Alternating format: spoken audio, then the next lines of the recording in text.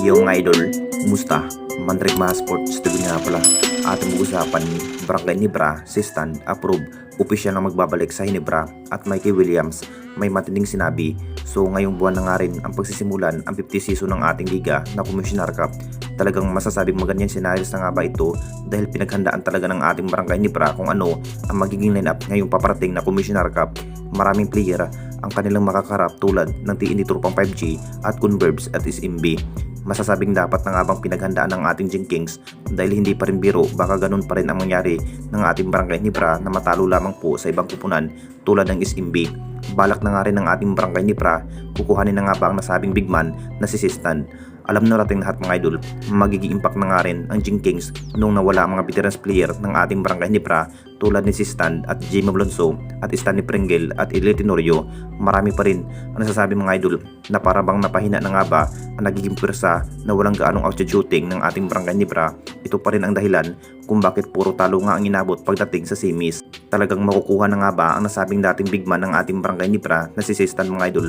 Magiging faktor na nga ba kapag may Sistan at malalakas rin sa bidid area ang kakulangan pa rin ng ating lineup ng Jing Kings pagdating sa big man. Ito pa rin ang dahilan kung bakit walang kalaban-laban nga sa SMB. Hindi pa rin sapat itong si Japet Aguilar mga idol. Ang mas magandang dapat gawin, dapat na nga bang dalawang big man ang makakatamdim ng ating Barangay Ginebra. Isa na nga yan si Sistan. Ang mas pinili ng ating Jing Kings bumalik at ipresenta nga ng ating Barangay Ginebra ngayong paparating na Commissioner Cup. Kung sakaling sang-ayon pa rin ang nasabing big man ang magiging offer ng ating Barangay Ginebra, possible na makakabalik itong Sistan at nakaisistan pa rin ang magiging desisyon mga idol kung pipiliin pa nga ba ng ating Jing Kings. Nakaisistan pa rin ang magiging desisyon kung pipiliin pa nga ba ng ating Jing Kings para bumalik. Hindi pa rin basta-basta ang naging laro sa nasabing big man, magiging big factor pa rin pagdating sa bidid area.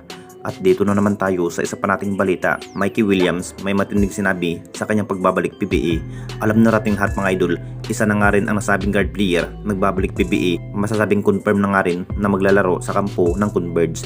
Ito na nga bang hinihintay ng lahat sa pagbabalik ang nasabing former MVP player in the conference na si Mikey Williams.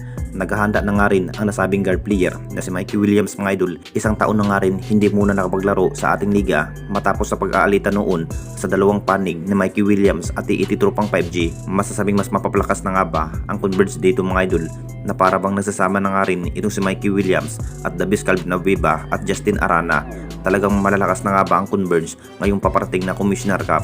May sinabi na nga rin ang isang former player ng TNT Tropang 5G na si Mikey Williams, gagawin pa rin ang lahat ng Converge. Isang taon na nga lang po ang nagiging kontrata ni Mikey Williams sa kamay ng Converge. Kumpiyansa pa rin sa nasabing guard player, pagsisikapan pa rin na mabigyan naman ng magandang history ang Converge. Pero hindi pa rin magiging madali dahil may TNT Tropang 5G at SMB at Barangay Ginebra ang mas nagpapalakas. Dito na natin muli makita ang naglalakihang import ngayong 50 season ng ating liga. Anong masasabi ninyo mga idol tungkol sa ating video?